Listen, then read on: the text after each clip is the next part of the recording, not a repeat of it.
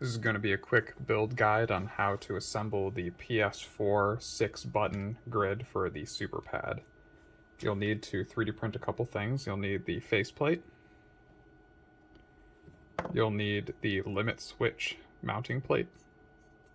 And then you'll need at least 6 of these little end caps. So first we'll pair the buttons. You need PS4 style buttons. I like to buy them that are blank, but of course you can use whichever one you prefer. These can be bought on eBay, Amazon, AliExpress, wherever.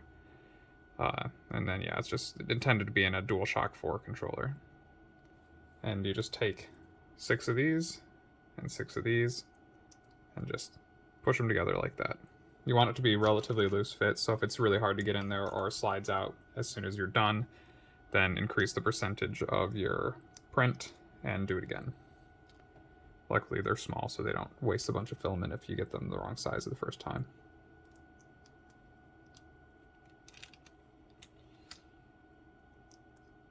You can use whatever color you want. I like the glow-in-the-dark ones, especially because I can get a little bit of color through them by putting these 3D printed caps inside of them.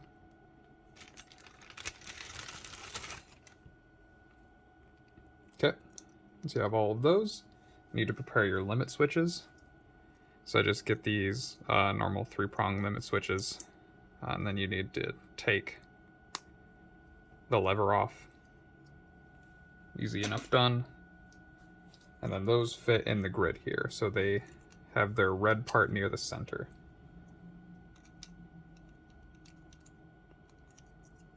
They should just be loosely fit in here. Again, this is going to have to do with how calibrated your 3D printer is, but should work just fine.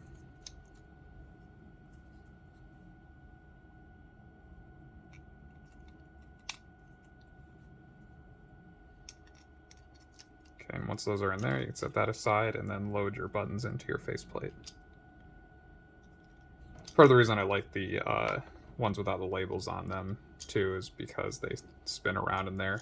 I designed it a couple times with it not allowing them to spin, and they would get caught up in the 3D print layer lines all the time, so this was the best design that worked. You don't notice it when you're actually using it, or at least I don't. Hopefully you don't either. And then once you have those, they just sandwich together. And then you're gonna need some long M2 screws. Specifically, I use 16mm M2 screws, self-tapping, and they can just go in there like that.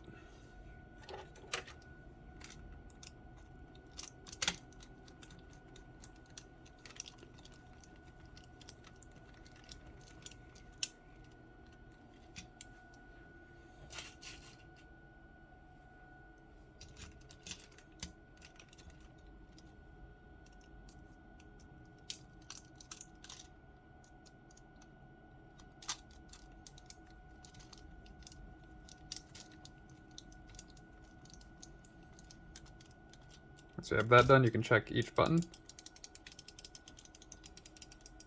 Make sure they're not binding. Seems all good. All of your holes should line up in the back. And then next you gotta solder it. So I like to use long JST connectors to solder mine, but you can use whatever you want. So we're gonna be just attaching this here like that, so that it's an easy disconnect and swap to other components, or if you need to replace it, it's very easy. But again, you can just solder it directly with wires and then tap your wires into your Brook board. So I'll skip ahead to that. Okay, we got that soldered up. You can see I have a line going across all the pins and then into a single line that'll connect to the Brook board. And then each pin has its own wire. Again, those can be separate wires. You can just put separate wires in and then screw those into the terminals. I like to use quick connects because it makes everything easier to assemble. So is that. Everything seems fine. And that's the PS4 button grid. Thank you.